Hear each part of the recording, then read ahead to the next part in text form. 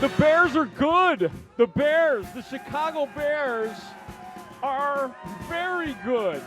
As we welcome you back to the Wall in Gurney Mills, broadcasting from the Marcus Theater, where we all, as a group, just witnessed a Bears win over the Eagles, 24-15. The Bears win. Only the real experts picked them to win. That's right. Only the real experts picked them. We'll discuss that later. Yeah. I invited popcorn to be thrown at us. No butter, please. No butter. The football post-game show on The Score is presented by TimberTech Decking and Railing and a Turo Tire as well. The Chicago Bears are 9-3 in first place in the North. They're in the process of taking the North, if you will, with a showdown at Green Bay next week at Lambeau Field. My God. Can't wait. So much going on here. We invite... Green Bay. Yeah. There it is. We invite callers at 312-644-6767 if you want to be part of this ruckus broadcast that we are doing with a Bears win. We may even take some comments from the crowd, depending on the intake. But first of all, sort of the way we began the day, the party we were having before this game even started, Miles is back with the handheld mic. Miles, what have ye to say? I've been a Bears fan my entire life. 37 years. I was literally in this mall when it was the grand opening. The most exciting thing that just happened was right now, being with my Bear fans. Bear the fuck down. All right. We prefer heck.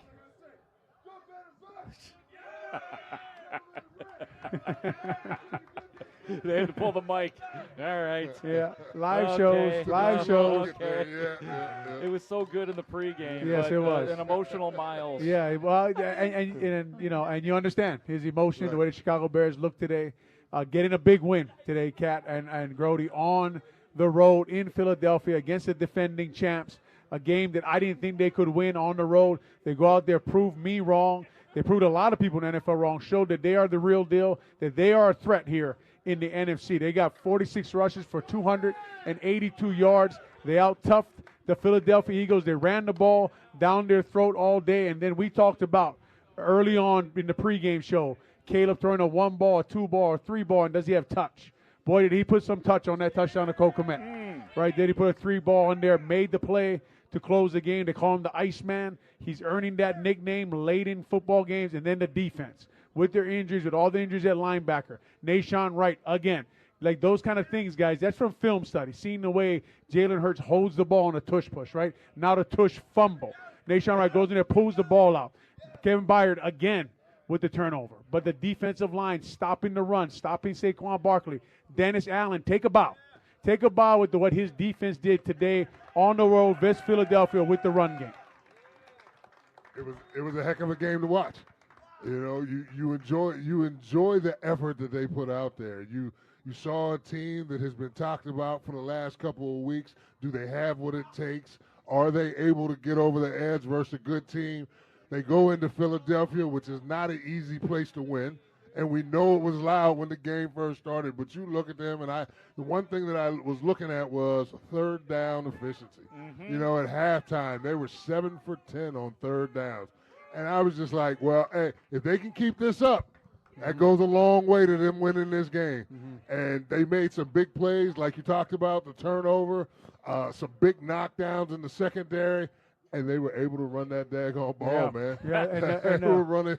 Kat, I'm sure you appreciate it, and two old linemen on this show when they dropped 282 on someone's head. Right? Yeah. You appreciate the creativity in the run game, the motions, the shifts, the receivers being a part of the run game, the tight ends, the wham blocks, right? Yes. Cole Kmet coming back, whamming a defensive tackle inside, the motions, pulling linebackers out of the box because they think they got to cover them on out routes. Just the creativity to get the holes. And then you got Jonah Jackson, Darnell Wright, and a guy who plays a position I used to play, Dahlman, take a bow.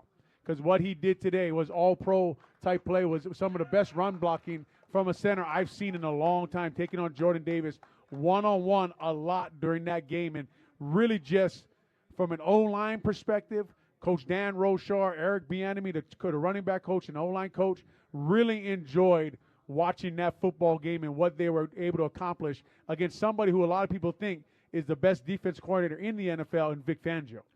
By the numbers, the Bears never stopped dominating this game. Points-wise, it felt a little fragile because in the first half, it's 10-3 Bears at the half, despite, and you mentioned this, Big Cat, you mentioned some of the big numbers in that first half. 222 to 83 in total yards. The Bears outrushed the Eagles in that first half, 142 to 26. Look at the first down ratio. In the first half, Bears 16 first downs to the Eagles 2 first downs. The Bears also, a lot of credit here. I'm just going through the first downs. Things evened up a little bit as the game went on, but on third down, the Bears were 7 for 10. Time of possession, 21 minutes to 9 minutes. I mentioned all that because that set a template for the Bears in that first half from which the Eagles never did recover, even though it didn't feel good with the score at 10-3 because you felt like weird things could happen. But again, the Bears didn't stop dominating, guys. Yeah, when you dominate the time of possession like that, even though the score wasn't what we wanted it to be, the Bears were controlling the clock. They were controlling the ball, getting first downs on a regular basis. So, I mean, that's what you're looking for. The defense was able to go out there and get big stops. They had a couple of the fourth down stops. I mean, I'm excited, man. I know what you're saying because when the biggest compliment you can give this football team is they are an enjoyable football team to watch play football games. They are physical. The DBs are physical. Gardner Johnson is always talking trash out there. Jalen Johnson, Byard, even the linebackers coming in, Jackson and playing tough. The defensive line is getting after the Eagles' offensive line. And then on the offensive side of the ball, you're going to find Jonah Jackson, you're going to find Darnell Wright, and you're going to find a big hole on the backside of a zone play. And they're going to be moving people off the ball. And then Monangai comes in, and he runs downhill with authority, and Swift runs with authority. And they are a Chicago. Also, not only do they win football games, Kat, but they're a Bears Chicago football team when you turn the film on. They get after you. They get physical. They win football games. And then the creativity from the coach. With some of it today, you're like, Coach, man, run the ball, please. Right? But the good thing when you watch is right on the first drive, they get stopped on fourth down. Monangai does. Right? And you're thinking, can they overcome that in Philadelphia? They do. Then they turn the ball over and throw an interception on a screen at Cole Kmet. Can they overcome that? Good teams overcome that. Yes. They do, right, by stopping them on the tush push. And then Tooney jumps off sides. You know what that is? That's a bump on the road for them, man. Because the next play, they got 9 yards, right? They got 9 yards on a run play right after jumping off sides. This is what good football teams do. And this Chicago Bears team, surprisingly for me from this year, to start the year, this is a good football team. Yeah. Really good football team. I mean, I have been, like anybody, a little bit skeptical. Is this real? I needed a signature win from the Bears. That right there is what you call a signature win. It can't be anything else. 24-15 over the Eagles, and I'm just looking at some of the updated stats. Like you mentioned, spot on, Olin, the rushing. 281 to 87 in the Bears' favor. Rushing offense. DeAndre Swift, 18 carries, 125 yards. Kyle Monangai was the bowling ball that he has threatened to be all year. He ended up with more rushing yards, as it turned out. 22 carries for 130 yards, both with explosive runs left and right. That was absolutely huge. And you know what? It's so nice, Olin, when early on, they take so much pressure off of Caleb Williams, and then Caleb Williams is able to do what he does late in games, as you said, Cook, and that 28-yard pass to Cole Kmet that put it away. Even though he had the bad turnover earlier, he overcomes it and somehow finds all his poise in the fourth quarter. A tough day in the wind, a tough day with the weather, right, to throw the ball all over the place, and the team that could run the ball and stop the run held the advantage today. And you kept thinking, Cal, I was thinking, watching, man, this is Vic Fangio. This is the Yoda of defenses in the NFL. He's going to figure something out. He went to his 6-1. He went to 3-4. He went to blitzes. He still had no chance versus what the Chicago Bears were doing today, running the football, which is really impressive considering the D-line you were going against, the D coordinator you were going against. The NFL right now must be turning this run game on and thinking, how the hell do we stop these guys? And here's the thing about even when Caleb has a bad day and the receivers, and it wasn't a horrible day today, but they pose just enough of a threat where you can't just overload the box. Yeah. Right? Because they will make you pay. They will make you the box too much. And you heard the television broadcast talk about a couple times how this game travels. Mm-hmm. You know what I mean? How this running game can travel. You look outside today, we're supposed to get, 5 to 8 inches of snow. When that stuff starts coming down here in Chicago and they're able to run the ball like that, run through tackles, not get pulled down by the first guy, that's going to be a good thing come to late December, early January, man. Yeah, that's going to come in real handy. Yes, it will.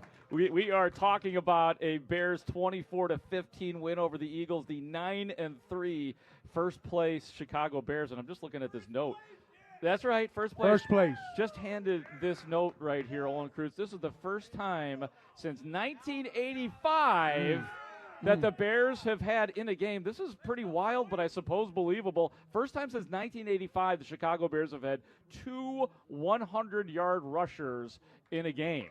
And that being Swift and Monunga, I can only assume it was Walter Payton and Matsui. And, you know, a lot of heat Ryan Poles took for taking Darnell Wright over the guy they're playing against in Jalen Carter. Right. And Ryan Poles rebuilds the offensive line this year by trading for Tooney, signing Dahlman, getting Jonah Jackson, putting them on the line of scrimmage, and then Ozzie Trapillo today, playing left tackle. And we talked about, if we don't talk about him, that's a good thing. Not much to talk about today. He got beat once. How Caleb gets out of that sack, I have no clue, right? How he ducks. He eventually does get sacked, but how he ducks out of a guy coming off the edge is amazing to me.